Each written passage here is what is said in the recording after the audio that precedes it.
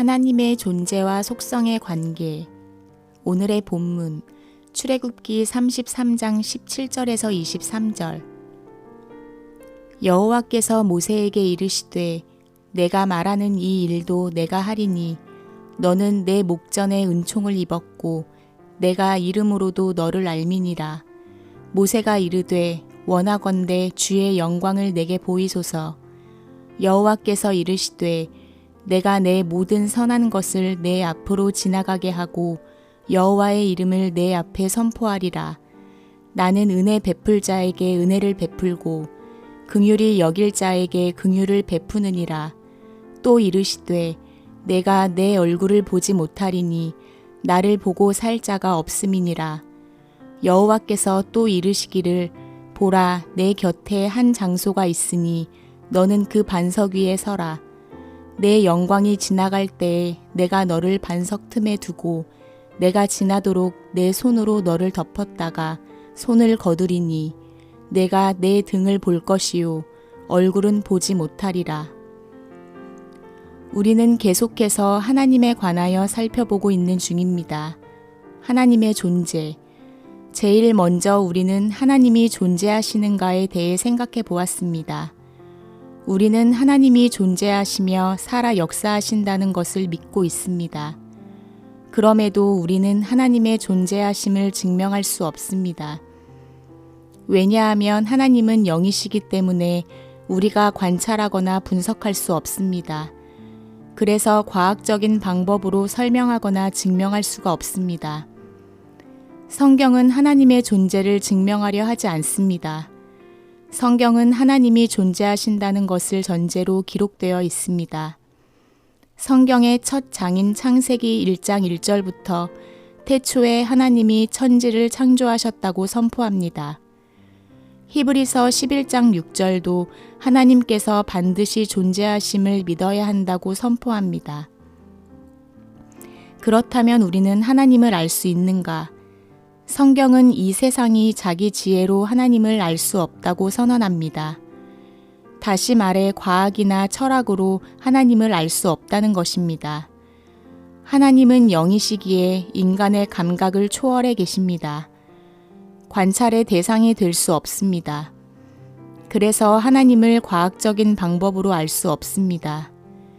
그리고 인간은 죄 때문에 하나님의 영광에 이를 수가 없습니다. 인간의 생각과 하나님의 생각은 차원이 다릅니다. 그래서 인간의 생각이나 상상으로 하나님을 알 수 없습니다. 즉, 철학적인 방법으로도 하나님을 알 수 없습니다. 하나님의 인식 가능성. 그렇다면 우리는 어떻게 하나님을 알 수 있는가? 인간이 하나님을 알 수 있는 방법은 하나님이 인간에게 자신을 알려주어야만 알 수 있습니다. 하나님이 인간에게 자신을 나타내 보여서 알려주는 것을 계시라고 합니다. 계시는 일반 계시와 특별 계시가 있습니다. 일반 계시는 하나님이 모든 사람에게 자기 자신을 알려주신 것입니다. 하나님은 우주 만물을 통해 자기 자신을 알려주셨습니다. 하늘의 해와 달과 별을 볼 때 하나님의 신성을 알 수 있게 하셨으며 우주 만물을 보면서 하나님의 영광을 알 수 있게 하셨습니다. 특별 계시란 하나님이 특별한 사람에게만 자기 자신을 알려주신 것입니다. 하나님이 자기 백성에게만 자기 자신을 나타내 보여주셨습니다. 그것을 기록한 것이 성경입니다. 성경은 하나님이 자기 백성에게 자신을 알려주신 하나님의 특별 계시의 책입니다. 그래서 하나님의 백성인 우리는 성경을 통해 하나님을 알 수 있습니다. 삼위일체 하나님이라는 진리는 오직 성경을 통해서만 알 수 있습니다. 모든 만물을 창조하신 창조주 하나님, 우리를 구원하시고 영원한 생명을 주신 하나님, 영원히 우리와 함께 하시는 하나님을 성경을 통해 알게 되는 것입니다. 성경은 하나님의 특별 계시의 책입니다. 성경은 성령의 영감을 받은 사람들이 하나님과 하나님의 진리에 대해 기록한 특별 계시의 책입니다. 그렇다면 우리가 하나님을 다 아는 것이 가능한가? 오늘 읽은 출애굽기 33장 본문에서 모세는 하나님께 질문합니다. 하나님, 내가 원하오니 하나님의 영광을 보이소서. 하나님을 온전히 다 알고 싶습니다. 하나님께서 답하십니다. 내가 내 모든 선한 것을 내 앞으로 지나가게 하고 여호와의 이름을 내 앞에 선포하리라. 나는 은혜를 베풀 자에게 은혜를 베풀고 긍휼히 여길 자에게 긍휼을 베풀 것이다. 계속해서 말씀하십니다. 그러나 내가 내 얼굴을 보지는 못할 것이다. 이는 나를 보고 살 자가 아무도 없기 때문이니라. 너는 이 반석 위에 서라. 내 영광이 지나갈 때 내가 너를 반석 틈에 두고 내가 지나도록 내 손으로 너를 덮었다가 거두겠다. 그때 내가 내 등을 볼 것이나 얼굴은 보지 못하리라. 우리는 하나님을 알 수 있습니다. 그러나 하나님을 온전히 다 알 수는 없습니다. 이를 하나님의 불가해성이라고 합니다. 하나님은 자신에 대해 인간에게 보여주신 부분과 보여주시지 않는 부분이 있습니다. 우리는 하나님이 성경에서 자신을 보여주신 부분까지만 알 수 있습니다. 하나님이 보여주시지 않는 것은 알 수 없습니다. 그래서 우리는 성경에 계시된 만큼만 하나님을 알 수 있습니다. 그리고 우리가 성경을 아는 만큼 하나님을 알 수 있습니다. 그리고 우리는 지난 시간에 하나님의 이름에 대해서 살펴보았습니다. 오늘은 하나님의 존재와 하나님의 속성의 관계를 살펴보겠습니다. 하나님의 존재와 속성의 관계. 하나님은 과연 어떤 분일까요? 우리는 하나님의 존재를 알 수 있고 알 수 있는 하나님의 속성들이 있습니다. 그분은 어떤 분인지에 대한 질문은 결국 하나님의 존재에 대한 질문으로 이어집니다. 하나님 존재의 본질이 무엇인가에 대한 질문입니다. 즉, 하나님을 어떻게 정의할 수 있는가? 무엇이 하나님을 하나님 되게 하는가에 대한 질문입니다. 하나님 존재의 본질을 살펴보기 전 먼저 인간 존재의 본질에 대한 정의를 살펴봅시다. 사전 정의에 따르면 인간은 생각하고 고도로 발달된 언어를 사용하며 도구를 만들어 사용하며 사회를 이루어 사는 동물입니다. 동물 중에 생각하고 언어를 사용하며 도구를 만들어 사용하고 사회를 이루어 사는 존재가 인간이라는 말입니다.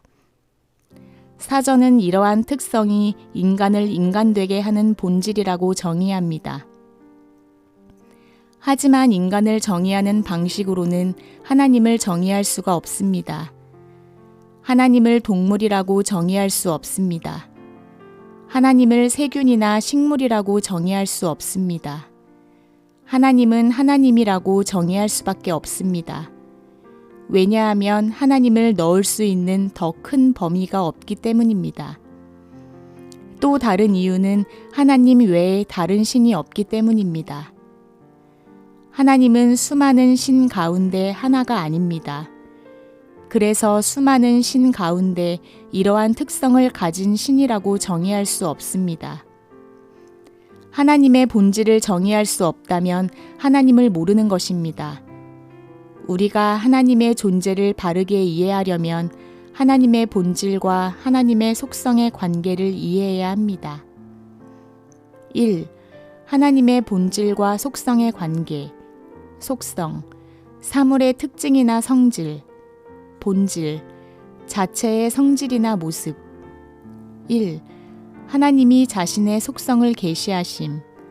스스로 존재하는 하나님의 속성. 모세. 출애굽기 3장 14절. 하나님이 모세에게 이르시되 나는 스스로 있는 자이니라. 또 이르시되 너는 이스라엘 자손에게 이같이 이르기를 스스로 있는 자가 나를 너희에게 보내셨다 하라. 하나님은 모세에게 하나님의 속성을 드러내시며 하나님의 본질을 계시하셨습니다. 전능한 하나님의 속성, 아브라함, 창세기 17장 1절. 아브라함이 99세 때에 여호와께서 아브라함에게 나타나서 그에게 이르시되 나는 전능한 하나님이라 너는 내 앞에서 행하여 완전하라. 하나님은 99세 아브라함에게 나타나셔서 아들이 생길 것이라고 말씀하셨습니다. 그러면서 자신을 전능한 하나님, 못할 일이 없는 하나님이라고 나타내 보이셨습니다. 하나님은 아브라함에게 전능하신 하나님의 속성을 나타내시며 하나님 본질을 계시하셨습니다. 영의 속성, 사마리아 여인, 요한복음 4장 24절. 하나님은 영이시니 예배하는 자가 영과 진리로 예배할지니라. 삼위일체 하나님의 속성, 예수님의 제자, 마태복음 28장 19절에서 20절. 그러므로 너희는 가서 모든 민족을 제자로 삼아 아버지와 아들과 성령의 이름으로 세례를 베풀고 내가 너희에게 분부한 모든 것을 가르쳐 지키게 하라. 볼지어다 내가 세상 끝날까지 너희와 항상 함께 있으리라 하시니라. 하나님은 인간과 관계를 맺으며 자신의 속성을 계시하셨습니다. 하나님의 속성 안에는 하나님의 존재의 본질이 무엇인지가 담겨 있습니다. 하나님이 자신의 존재를 알려주시는 방법입니다. 2. 성경에 게시된 하나님의 속성, 하나님 존재의 본질, 하나님의 존재, 속성 관계. 성자 하나님이신 예수님은 사마리아 여인과 대화하실 때 영이신 하나님의 속성을 드러내셨습니다. 예수님은 제자들에게 성부, 성자, 성령, 삼위일체 하나님의 속성을 드러내셨습니다. 어떤 때는 하나님의 전지하심을 나타내기도 하며 하나님의 지혜를 나타내기도 하셨습니다. 또 다른 때에는 하나님의 무소부재하심, 영원하심을 나타내셨습니다. 하나님의 도덕성을 나타내기도 하시고 어떤 때는 빛, 생명, 진리의 속성을 나타내기도 하셨습니다. 하나님은 이렇게 자신의 속성을 보이시며 하나님 존재의 본질을 알려주셨습니다. 하나님이라는 분의 본질은 그분의 모든 속성으로 정의할 수가 있습니다. 스스로 존재, 전능자, 죽은 자를 살리심, 영원한 생명을 소유, 생명을 연장시키심, 선하심, 거룩함, 의로움, 죄를 심판하는 공의로운 분, 빛과 진리, 생명, 이 모든 열거한 속성들은 하나님의 존재의 본질입니다. 3. 인간의 속성에 대한 이해는 하나님 속성, 존재의 본질을 이해에 도움을 준다. 속성, 사물의 특징이나 성질, 본질, 자체의 성질이나 모습. 인간의 속성을 이해하면 인간의 본질을 이해할 수 있습니다.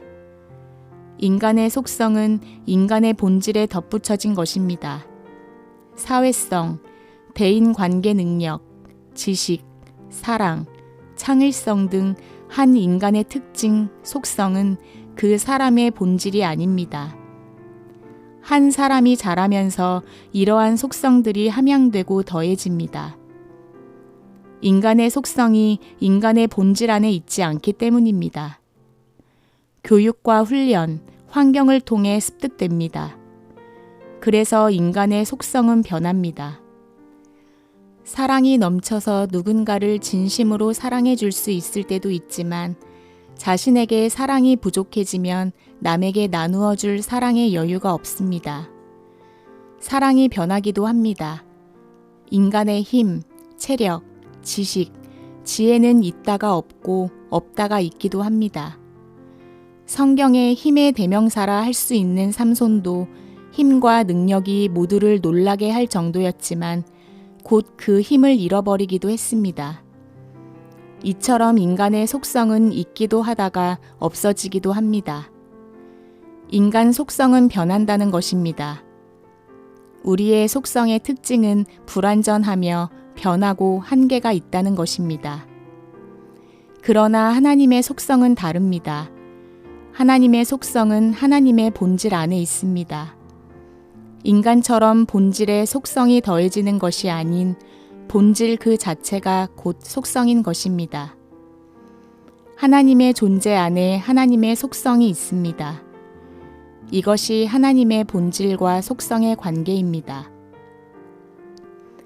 하나님은 스스로 존재하십니다. 이것이 하나님의 속성입니다. 하나님은 자신이 존재 그 자체이시며 자신이 자기 존재의 기원이며 자신이 이 모든 만물을 존재하게 하는 기원입니다. 이를 하나님의 기원성이라고 합니다. 하나님은 사랑이시다 라는 말을 들어보셨을 것입니다. 이 말은 하나님이 사랑, 곧 그 자체라는 의미입니다. 하나님 자신이 사랑의 기원이라는 말입니다. 하나님이 피조물에게 사랑을 주시는 기원이 되신다는 의미입니다. 하나님은 사랑이시다 라는 말은 이 세 가지 의미를 담고 있습니다. 하나님은 자신의 존재의 본질을 속성으로 나타내십니다. 하나님이 사랑이라고 할 때 사랑의 속성이 하나님 자신입니다. 하나님의 사랑은 자기 자신의 속성이며 자신의 존재의 본질입니다. 이것이 하나님의 존재와 속성과의 관계성입니다. 속성이 존재가 되고 존재가 속성입니다. 본질이 속성이고 속성이 존재입니다. 그래서 하나님의 사랑은 없을 때가 없습니다. 부족한 적이 없습니다. 항상 그분은 사랑 그 자체입니다. 하나님의 능력도 마찬가지입니다. 능력이 부족하거나 없다면 하나님이 아닙니다. 사랑이 없으면 하나님이 아닙니다. 하나님이 사랑이 부족하면 이미 하나님이 아닙니다. 이를 하나님의 완전성이라고 말합니다. 우리가 믿는 하나님은 완전하신 분입니다. 하나님은 그분 자체가 존재이자 기원입니다. 그분이 만물을 존재하게 하시는 분입니다. 만물에게 생명을 주십니다. 하나님이 우리에게 사랑을 주셨습니다. 우리는 하나님께로부터 부여받은 사랑을 가지고 인간끼리 서로 사랑합니다. 인간끼리 사랑하는 것도 하나님이 그들에게 허락해 주셨기에 가능한 일입니다. 하지만 우리 인간은 누리고 있는 이 사랑이 하나님으로부터 왔음을 인정하지 않는 경우가 많습니다. 나라는 개체는 나의 본질만을 가지고 태어났습니다. 그리고 나의 본질에 자라난 환경 속에서 교육과 학습을 통해 속성들이 덧붙습니다. 우리의 속성은 우리의 본질에 부모, 환경, 훈련과 교육을 통해 덧붙여집니다. 우리가 하나님의 사랑을 이해하는 것도 먼저는 인간 간의 사랑, 먼저는 부모 자식 간의 사랑을 통해서 이루어집니다. 부모가 주는 사랑을 경험해 가며 하나님의 사랑을 유비적으로 이해할 수 있습니다.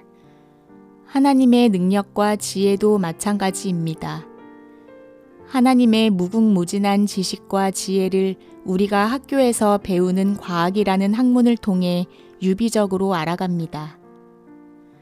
하나님은 사랑, 능력과 지혜, 하나님의 무궁무진한 지식을 인간에게 주셨고 인간은 이를 통해 하나님의 속성을 유비적으로 알아가게 됩니다. 모든 것은 하나님으로부터 옵니다. 우리가 가진 재능, 하나님으로부터 온 것입니다. 어떤 사람은 창의력, 어떤 이는 언어 능력, 어떤 이는 기술 능력, 어떤 사람은 인간관계 능력을 타인보다 더 가지고 태어나기도 합니다. 인간 각자의 재능이 교육을 통해 발현되고 발전됩니다. 하지만 이 모든 재능, 정교함, 인간의 탁월한 능력은 하나님께서 주셨음을 잊지 않아야 합니다. 하나님의 속성은 완전합니다. 부족했던 적이 없습니다. 생명 자체이십니다. 자신이 생명의 기원이십니다. 그리고 피조물에게 생명을 주시는 기원이십니다. 우리에게 생명을 공급해 주시는 기원이십니다. 구약 성경에 등장하는 히스기야 왕이 병에 들어 죽어가고 있었습니다. 그의 주변 사람들은 그가 곧 죽을 것이라고 했습니다. 심지어 이사야 선지자도 히스기야는 죽게 될 것이라 했습니다. 그런데 히스기야 왕은 생명의 근원이 하나님께 있음을 알았습니다. 그래서 자신의 생명의 근원이신 하나님께 나아가 하나님, 생명을 연장시켜 주시옵소서 라는 전심의 기도를 드렸습니다. 하나님께서 그의 기도를 들으시고 생명을 15년이나 연장시켜 주셨습니다. 하나님은 피조물에게 생명을 주시는 하나님입니다. 지혜와 사랑과 능력도 모두 하나님으로부터 옵니다. 우리가 공부해서 습득한 지식, 암기력 등은 치매가 걸리면 서서히 옅어지다가 사라집니다. 나이를 먹으면서 자연스레 기억력이 감퇴합니다. 사회성도 교육을 통해 함양되다가 나이가 들면서 노인들은 대부분 젊은이들과 소통이 불가해집니다. 그런데 어떤 노인은 나이가 지긋이 들었어도 젊은이들과 소통이 잘 되며 좋은 관계성을 유지합니다. 반면 IQ가 200이나 되고 부러워할 만한 학벌을 가진 사람이 사회에서 하나가 되지 못하기도 합니다. 다투고 문제가 발생하며 외골수에 소통이 불가합니다. 이는 지혜가 없기 때문입니다. 지식과 지혜는 다른 것입니다. 지식이 풍부하더라도 지혜가 없어 남들과 다투게 됩니다. 우리 인간은 사랑에서 시작했다가 미움으로 끝나기도 합니다. 이것이 불완전한 우리 인간의 속성입니다. 그런데 하나님은 완전한 속성을 가지고 계십니다. 완전하신 우리의 하나님을 전적으로 의존하며 살아갑시다. 결론 1. 하나님의 존재와 속성과의 관계를 잘 이해하자. 하나님 존재의 본질과 하나님 속성의 관계를 잘 이해합시다. 첫째, 하나님은 하나님의 속성을 통하여 하나님의 존재를 나타내셨습니다. 둘째, 하나님의 속성을 모두 열거하면 하나님 존재의 본질을 정의할 수 있습니다. 셋째, 하나님의 속성과 하나님 존재의 본질이 같습니다. 하나님의 속성이 그분의 본질 그 자체입니다. 이것을 하나님의 단순성이라고 합니다. 하나님의 신비이자 하나님의 완전함입니다. 넷째, 하나님의 속성은 하나님의 본질 안에 있습니다. 하나님의 본질에 속성들이 덧붙여진 게 아닙니다. 그래서 하나님은 하나님의 속성이 있다가 없다가 하지 않습니다. 그분은 한계가 없으십니다. 하나님은 사랑이 있다 없다 하지 않습니다. 우리가 믿는 하나님은 완전하십니다. 2. 다윗처럼 완전하신 하나님을 전심으로 의존합시다. 우리는 불완전하지만 하나님은 완전하십니다. 하나님은 불완전한 우리가 완전한 하나님 자신을 의존하길 바라고 계십니다. 다윗은 하나님의 능력을 의지하지 않은 적이 없습니다. 다윗은 어린 시절에도 양치기일 때도 왕이 되었을 때에도 죽을 때에도 하나님의 능력을 전적으로 의존했습니다. 이스라엘 백성이 거대한 장수 골리앗과 싸워야 했을 때 이스라엘 백성은 모두 무서워서 벌벌 떨었습니다. 거대한 장수가 큰 창과 칼을 가지고 나와 싸우려고 하니 이스라엘의 왕인 사울조차도 감히 싸우러 나가지 못했습니다. 골리앗이 속한 블레셋의 사람들이 하나님의 사람들을 모욕하고 하나님의 이름을 모독하고 조롱했습니다. 이때 소년 다윗은 아버지의 심부름으로 전쟁터에 있는 형들 면회를 갔었습니다. 그리고 하나님의 이름을 모욕하는 블레셋 사람들과 골리앗을 보게 됩니다. 그는 자신의 종족 이스라엘 사람들에게 이처럼 말합니다. 내가 저에게 나가 싸우리라. 전쟁터에 나와 있던 다윗의 형 중 3명이 다윗의 말을 듣고 미쳤냐, 여기가 놀이터인 줄 아느냐고 나무랐습니다. 다윗의 당찬 이야기가 사울 왕에게까지 전해집니다. 사울은 다윗에게 묻습니다. 내가 나가서 어떻게 싸우겠느냐? 다윗은 답합니다. 제가 산에서 양을 키울 때 곰이 오면 그 곰을 물리쳤습니다. 사자가 오면 사자의 털도 뽑았습니다. 여호와의 힘을 의지해서 사자들을 쫓고 제 양을 지켰습니다. 다윗의 당찬 이야기를 들은 사울 왕은 다윗에게 자신의 투구와 갑옷과 칼을 주면서 나가 싸우라고 합니다. 하지만 사울 왕의 갑옷과 투구는 어린 소년 다윗에게 너무 컸습니다. 그래서 다윗은 모든 무장을 벗어버리고 시내에서 매끄러운 돌멩이 5개와 막대기 하나를 가지고 골리앗에게 전진합니다. 그런 다윗을 보며 골리앗은 조롱합니다. 네가 나를 괴로워하느냐? 다윗이 블레셋 사람 골리앗에게 말합니다. 너는 창과 칼과 방패를 의지하고 나왔으나 나는 만군의 하나님의 이름을 의지하고 너에게 나왔다. 이 말을 마친 어린 다윗은 골리앗을 향해 전력 질주하다가 돌멩이 하나를 골리앗에게 던집니다. 골리앗은 이마에 이 돌멩이를 맞고 쓰러졌습니다. 그러자 다윗은 그에게 달려들어 거대한 장수 골리앗을 그 자리에서 죽입니다. 하나님이 이스라엘을 블레셋 군대로부터 위대한 승리를 거두게 하셨습니다. 이처럼 소년 다윗은 어린 시절부터 하나님을 의존했습니다.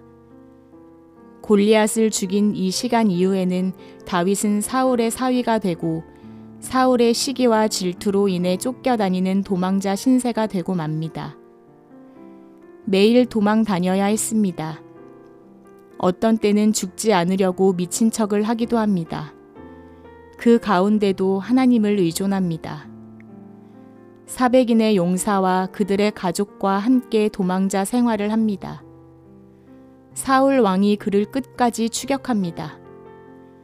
다윗은 도간에 든 생쥐처럼 생명이 위급한 상황일 때도 하나님을 전적으로 의지했습니다. 그러자 하나님의 놀라운 역사가 그에게 일어났습니다.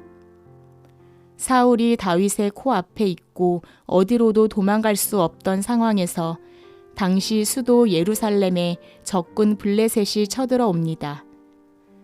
사울 왕은 수도에 적군이 침입했다는 소식을 듣고 다윗을 목전에 두고 회군을 하여 예루살렘으로 돌아갑니다. 다윗은 이후에 이스라엘의 위대한 왕이 됩니다. 그가 왕이 되어 하나님에 대한 자신의 신앙 고백을 하는데 그것이 구약 성경의 시편입니다. 시편에 다윗의 고백이 나옵니다. 하나님은 나의 산성이시요 나의 방패요 나의 요새. 어린 다윗이 골리앗을 향해 달려갈 때 하나님을 의지하고 나아갔습니다. 다윗은 도망자 신세에서 어려움이 있을 적에도 하나님을 전적으로 의존했습니다. 다윗은 왕이 되고 죽을 때까지 하나님을 전적으로 의존하는 삶을 살았습니다. 우리도 예수를 믿기로 한 자들이라면 다윗과 같은 사람이 됩시다. 히스기야 왕도 하나님이 생명의 근원이고 기원이라는 것을 믿고 하나님을 전적으로 의지하고 붙들었습니다. 그랬더니 그의 생명이 15년이나 더 연장됩니다. 죽을 병에 걸렸더라도 하나님을 전적으로 의존했더니 하나님께서 그의 생명 15년을 더 연장시켜 주셨습니다. 예수님 시절 맹인 바디메오라는 사람이 있었습니다. 그는 예수님이 지나가신다는 소식을 듣고 다윗의 자손 예수여 라고 크게 외쳤습니다. 예수님의 이름을 부르짖었습니다. 사람들은 바디메오에게 시끄럽다며 조용히 하라고 하며 그를 말립니다. 그러나 그는 개의치 않고 주님만이 치료의 하나님이라는 것을 믿고 전심으로 주님을 의존하며 부르짖었습니다. 이때 맹인이던 그의 눈이 떠지는 하나님의 놀라운 역사가 일어납니다. 성경은 지혜가 부족한 사람은 후히 주시고 꾸짖지 않는 하나님에게 구하라고 말씀합니다. 이 믿음을 가지고 전심으로 하나님께 찾고 구하라고 말합니다. 우리가 믿는 하나님은 부족한 적이 전혀 없으신 완전하신 하나님입니다. 우리는 부족한 것이 많고 부족을 느낄 때가 많습니다. 없을 때가 많고 한계에 자주 부딪힙니다. 우리의 약함과 부족을 완전하신 하나님, 무한하신 하나님께 맡기고 그분을 의존합시다.